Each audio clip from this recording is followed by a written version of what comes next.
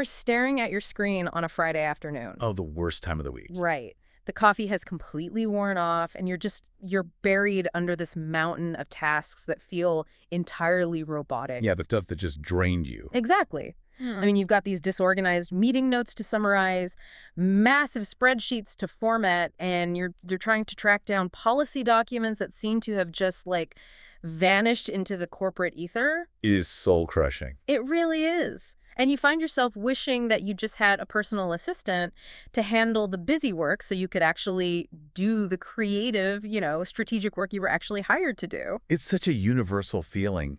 I mean, that Friday burnout is really a symptom of treating human brains like data processors. Yeah. We spend so much time moving information from, one box to another that we have no energy left for actual problem solving.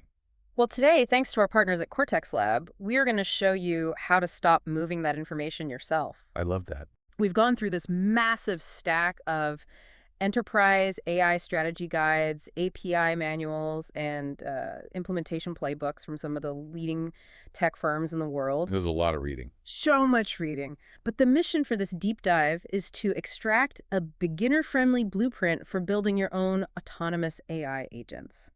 We want to show you how to actually build that personal assistant. And to do that, we have to kind of completely reset how we think about this technology. Right. Because, a lot of people have played around with standard chatbots, and they view AI as this really smart encyclopedia. You ask a question, it gives an answer. Yeah, like a search engine on steroids. Exactly. But what we're talking about today is moving past chatbots into the realm of autonomous systems. Right, so let's unpack that immediately, because the word agent gets thrown around a lot right now. Oh, constantly. Yeah. Before you can build one, what actually makes an agent fundamentally different from, say, the chat window on my phone? So the defining characteristic of an AI agent is autonomy. Specifically, autonomy in executing multi-step workflows. Okay. A standard chatbot is just a large language model, an LLM answering a prompt based on its training data. But an agent is a broader system built on three distinct parts. And those are?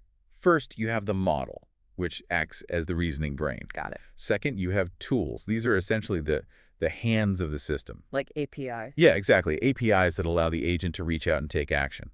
So searching the live web, pulling a file from your Google Drive, or, querying your company's database. Okay, so brain and hands. Right.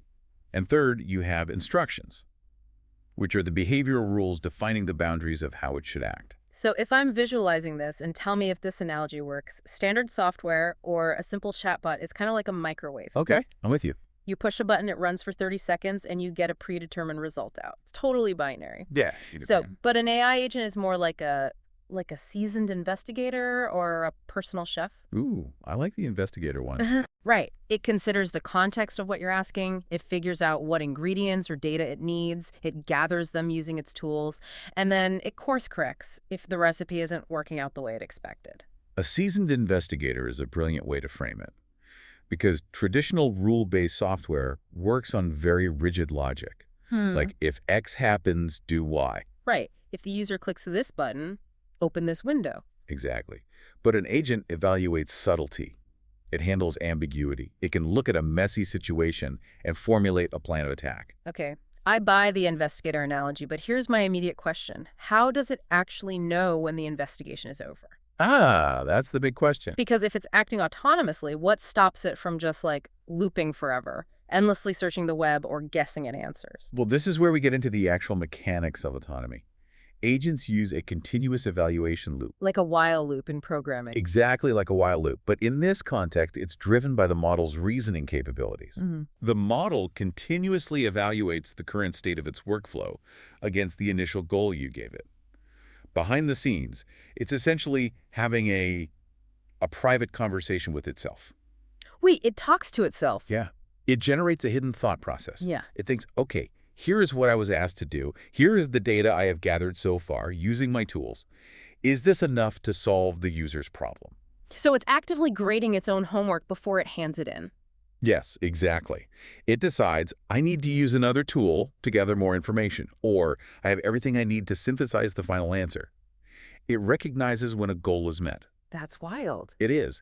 But crucially, a well-designed agent also recognizes when it has hit a wall, and needs to transfer control back to a human. So it actually has the awareness to say, I'm stuck, I don't have the right tools for this, I need my human boss to intervene. Yeah, a good one does. That is a massive paradigm shift from software that just, crashes or throws an error code at you. Oh, completely. So assuming we have these incredibly capable super assistants at our disposal, the next hurdle is figuring out what to actually assign them. Because I imagine a lot of people just waste time building agents for the wrong things. Oh, it's the most common stumbling block by far. Really? Yeah. People get excited by the technology, and they try to automate their most complex, highly nuanced workflows first. They literally try to automate their entire job on day one, and it fails spectacularly. Well, the playbooks we reviewed have a fantastic, actionable strategy to avoid that exact trap. It's called the anti-to-do list. I love this concept. It's so good. The psychology behind this is simple but effective. Instead of looking at your core competencies, you spend a week writing down every single annoying, low-value task that completely drains your energy. Things like monitoring specific KPIs, tracking competitor mentions in Slack channels. Or like copying and pasting data to standardize weekly reports. Yes, the robotic Friday afternoon tasks. Exactly. And once you have that list, you score these tasks on a simple impact effort framework. You just draw a 2x2 grid. Right. And you are hunting for your quick wins. These are tasks that have a high impact on your day, meaning they save you a lot of time or mental bandwidth, but require very low effort to actually automate. And to help categorize that work, the enterprise guides break everything down into 6 foundational use cases. They call them primitives. Primitives, right. Think of these as the fundamental building blocks of AI value across any department. You have content creation, research, ideation and strategy, and automations. Okay, so I look at that list, and things like content creation, research, and brainstorming strategy, those make total sense. Sure. Anyone can grasp how an AI helps write an email or summarize a PDF, but I have to push back on a couple of these. Okay, hit me. What if I don't know how to code? Can a marketer or like an HR rep really use the coding or data analysis primitives if they have never written a single line of Python or SQL in their lives? Yes. Absolutely. That is the magic of the current generation of models. Yeah, the translation layer between human thought and computer syntax has been completely flattened. You do not need to be a software engineer anymore. That's hard to wrap my head around. I know. But we're seeing marketing managers, finance pros, HR reps using plain natural language to execute highly technical tasks. How does that actually work in practice, though? Give me an example. Okay, let's say you have a massive, just totally messy Excel file of employee feedback, and you need to extract very specific trends based on department. Okay. Instead of trying to write a complex macro yourself, you simply tell the AI agent in plain English what you want to achieve. Like, find the trends for the marketing team. Exactly. The model understands your intent, and it writes the Python script or the SQL query on the back end. It executes it using its data analysis tool and hands you back the finished chart or the summarized trends. So you act as the director and the AI acts as the programmer. Precisely. That sounds incredibly empowering. I mean, it sounds like anyone can be a developer now. They really can. But reading through these enterprise playbooks, it's clear this is exactly where the honeymoon phase ends for most users. Oh, yeah. The wall. Right. They sit down, they type in a request to analyze that spreadsheet or draft that report, and they get absolute garbage back. Yeah, because they don't know how to communicate with the system. Which leads us to our bonus segment. What most people get completely wrong when they start using AI. It's the Google search trap. They treat an autonomous reasoning engine like a Google search bar. The data on this is wild. When most people start prompting an AI, their initial prompts average less than 9 words long. 9 words. 9 words. Something like, write me an email about the Q3 report. And then they are shocked, just totally appalled, when the AI generates an email that sounds like it was written by a corporate robot with no personality. Right. But the data shows that the most fruitful prompts, the ones that actually generate high-value, usable work that doesn't need heavy editing, those average around 21 words. But it's not just about adding fluff to make it longer. Huh. They were fundamentally structured differently. They contain context and parameters. Yes. You want the model to act like that seasoned investigator we talked about, you have to give it the dossier. The guides we reviewed break this down into the 4 pillars of prompting. Let's explore how those pillars actually change the AI's behavior. Let's do it. The first pillar is persona. You have to tell the AI who it should act as. Are they a senior financial analyst, a creative marketing director, a patient customer service rep. Yep. But why does that actually matter? Why can't it just be a quote-unquote smart computer? It comes down to the underlying mechanism of how these models work. Large language models operate on probability. Okay. They are constantly predicting the most likely next word based on their training. When you assign a specific persona, you are drastically narrowing down the mathematical probabilities of the vocabulary, tone, and framing it will use. So if you say, act as a senior financial analyst, you are tuning the model to prioritize empirical data, professional terminology, and a serious tone. You are giving it a specific lens through which to view the problem. That makes so much sense. You're restricting its universe of possible answers to just the good ones for your specific need. Exactly. Okay, the second pillar is the task. What exactly do you want it to do? And the playbooks emphasize that the task must revolve around a very clear, highly specific verb. Yes. The verb is everything. Like synthesize, draft, compare, extract. Don't just say, look at this. Right. The verb is the engine of the prompt. The third pillar is context. This is the background info that anchors the AI to your specific reality. Things like, who is the audience for this output? What is the overarching goal of the project? Right. What constraints are we operating under? If you're asking it to write an email, does the recipient already know about the Q3 report, or are we breaking new ground? Context is huge.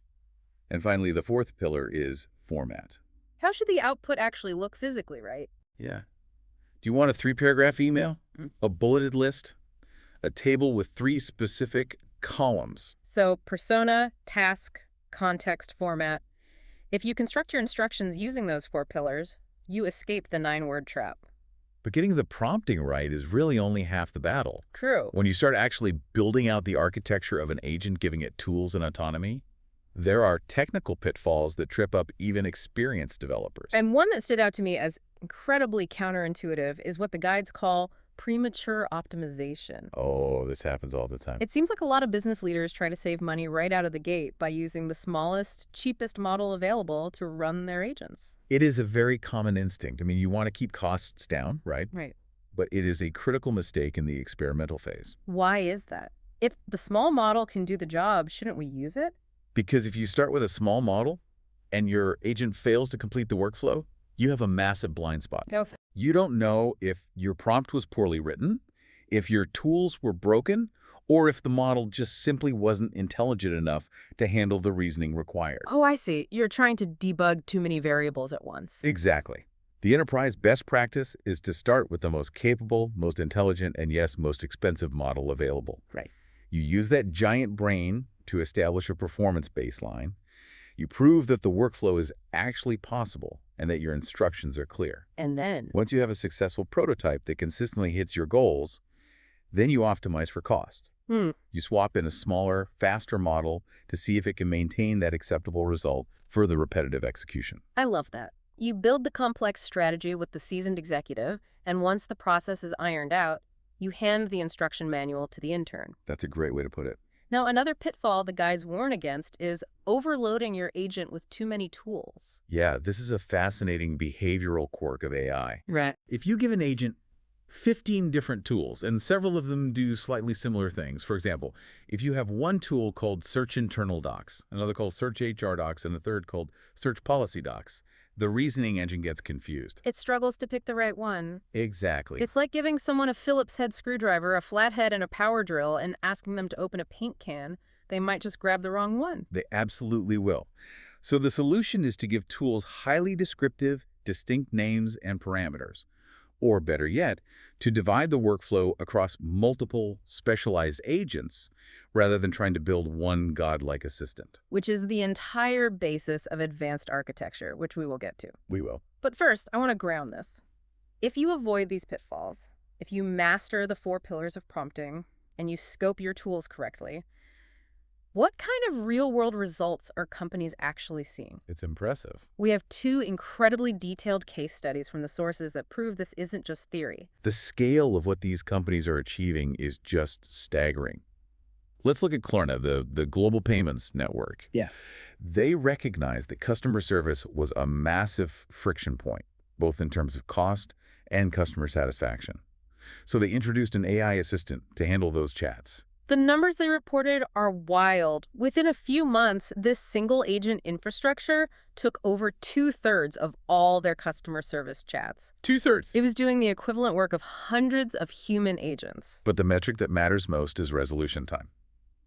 Average resolution times plummeted from 11 minutes down to just 2 minutes. Wow. Customers were getting their problem solved almost instantly. And because of that massive leap in efficiency, they're projecting a $40 million profit improvement. That's unbelievable. But what fascinated me most about the Klarna study wasn't just replacing human effort with AI. It was about how the humans inside the company adapted. Yes, that is the real lesson of Klarna. 90% of their employees now use AI daily in their own work. That is a profound cultural shift. It really is. Yeah. When adoption is that widespread, the value compounds over time in what we call a flywheel effect. Employees use AI to speed up their own internal processes. Right. That speed allows them to launch new initiatives faster, which improves the customer experience even more, which drives more revenue. It just feeds itself. The second case study is Indeed, the job search platform. And I love this one because it's about personalization, not just raw efficiency. Yeah, the hiring market is incredibly noisy. It is. And candidates often feel like they're just shouting into a void. Indeed used an optimized model GPT-4 Mini to match job seekers with jobs. But they didn't just use the AI to say, here's a link to a job you might like. Right. They used the model's reasoning capabilities to analyze the candidate's specific resume and generate highly personalized why statements. Right. It explained to the candidate exactly why their specific work history and skills made them a great fit for that specific role. Yeah. It added the human context of why you belong here. And the downstream effects were incredible.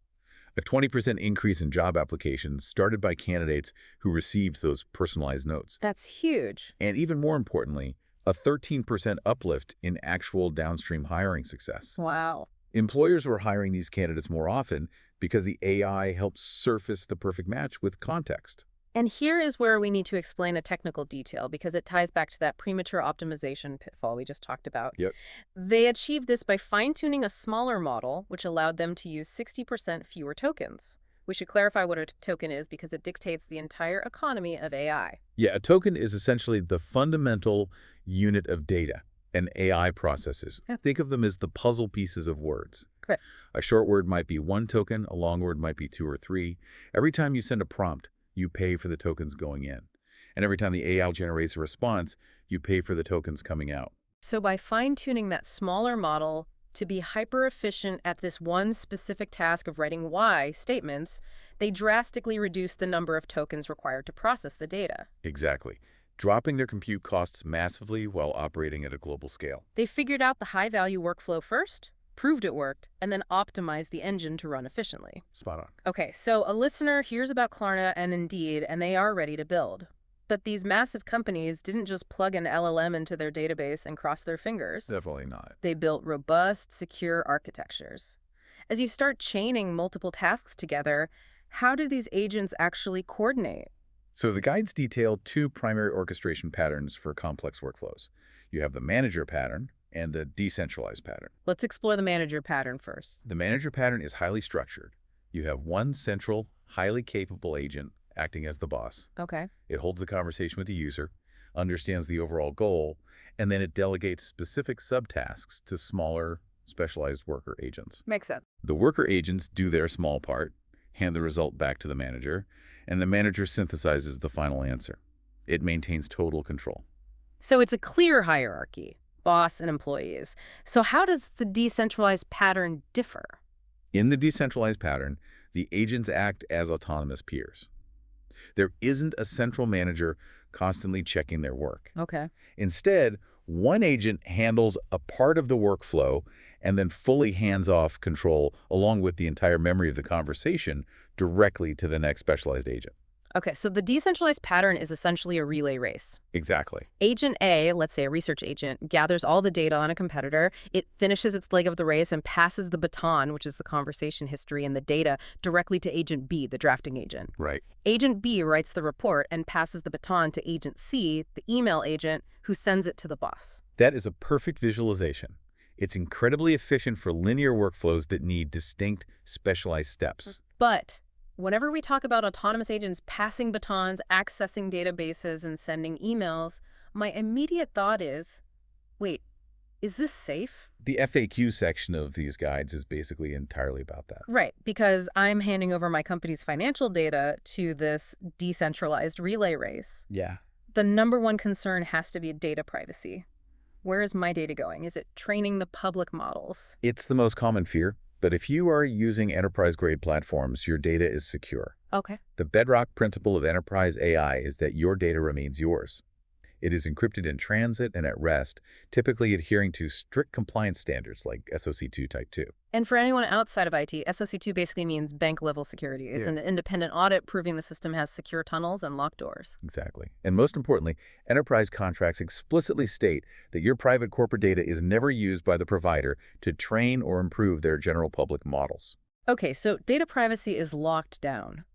But what if the AI itself goes rogue? What if it hallucinates, breaks the rules, or a user tries to trick it with a malicious prompt? This is where guardrails come into play. Yeah. You cannot rely on just writing "be a good AI" in the core instructions. Right. That won't hold up. No, guardrails are a layered defense mechanism running concurrently with the main agent. Give me an analogy for that. How does it run concurrently? Think of it like the safety features on a modern self-driving car. Okay. The main AI is the engine and the navigation system driving the car forward. But parallel to that, you have lane keep assist and automatic emergency braking. Got it. They aren't driving the car, but they are constantly watching the road. If the car starts to veer out of its lane, the guardrail intervenes and pulls it back. I love that. So what are the actual software equivalents of lane keep assist? You implement relevance classifiers. Which are? They are secondary, smaller AI models that just watch the input and output to ensure the conversation stays on topic. If an employee asks an internal HR agent for the recipe for a bomb, or even just who won the football game last night, the relevance classifier flags it as out of bounds and stops the execution. That's really smart. You also use traditional rules-based regex filters. Regex meaning regular expressions, pattern matchers. Yes. They are simple, bulletproof watchdogs. They scan the output for patterns that look like social security numbers or credit cards, and they block that personally identifiable information from ever leaving the system. It's a multi-layered net. Exactly. It's a system of checks and balances, and before you ever put one of these agents in front of a customer or roll it out to your team, the enterprise guides stress what they call the golden rule: evils and humans. You absolutely cannot deploy an autonomous agent without rigorous evaluations or evils. Right. This is a structured testing process. You measure the model's output against a known benchmark of human quality. Morgan Stanley did this relentlessly when they built their internal AI assistant. What did they do? They A/B tested AI-generated summaries of financial meetings against summaries written by their top human advisors thousands of times, Wow. tweaking the prompts and tools until the AI hit their accuracy targets. That rigorous, proven testing is exactly why they achieved a 98% daily adoption rate among their advisors. The trust was empirically earned. And the humans part of that golden rule. There's always be a human in the loop. Agents are assistants. They're not infallible decision makers. You must program failure thresholds into your architecture. So limits on what it can do before giving up. Yes. If an agent fails to understand the user's intent 3 times in a row, or if it is asked to execute a high-risk action like authorizing a massive financial refund or deleting a user account, it must be programmed to gracefully pause the workflow. Hit the brakes. Exactly. Hit the brakes and seamlessly hand off the entire context of the situation to a human supervisor. It has to be self-aware enough to know its own limits. Okay, we have covered a massive amount of ground today. We started with the Friday burnout. We dissected how an agent's continuous reasoning loop makes it fundamentally different from a chatbot. Yep. We explored the psychology of the anti-to-do list and how non-coders are using AI to write technical scripts. We navigated the 4 pillars of prompting to avoid the 9-word trap. The dreaded 9-word trap. Right. And we looked at the incredible scaling power at Klarna and Indeed. Finally, we locked it all down with safety guardrails, evils, and human oversight. It is a deep, complex topic. But the overarching theme from all these enterprise guides is that building with AI is not a standard software rollout. No, it's really not. It is a completely new paradigm. It requires an experimental, iterative mindset. You do not build the perfect company-wide system on day one. You start small. You start small, you test, you refine, and you scale. The sooner you start building that muscle memory, the faster that knowledge compounds within your organization. That brings us perfectly to the single clear action we want you to take today to start building that momentum. Do not wait for Monday. Create your anti-to-do list right now. Take 5 minutes and write down the 3 most annoying, robotic, repetitive tasks you do every week. Yeah. Score them on that impact effort framework we discussed. Pick the single easiest, quick win on that list, then log into your AI tool of choice and try automating just that one task today. Just one. Just one. And when you do, make sure to construct your prompt using the 4 pillars.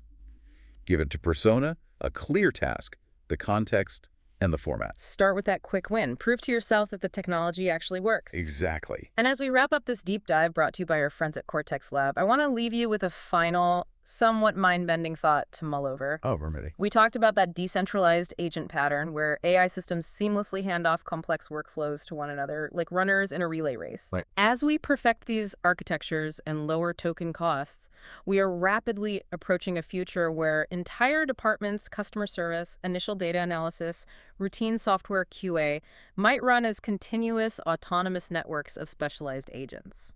It sounds like science fiction, but the digital infrastructure for that reality is already being laid down today by companies like Klarna. So imagine you were back in that scenario from the beginning of the show. It's Friday afternoon. Okay. But instead of being buried in tedious spreadsheets and vanished policy documents, your autonomous network has already summarized the notes, analyzed the data trends, drafted the strategic email, and formatted the weekly report. Sounds like a dream. If your only job on Friday afternoon becomes acting as the final human safety check, reviewing the work and clicking approve, what will you do with all the creative potential, strategy, and time you've just unlocked? It is arguably the most exciting question of our generation. It really is. Thank you for joining us on this deep dive. Don't forget to check the show notes for our Cortex Lab affiliate link and hit that subscribe button so you never miss a blueprint for the future of work. Keep questioning, keep learning, and start building.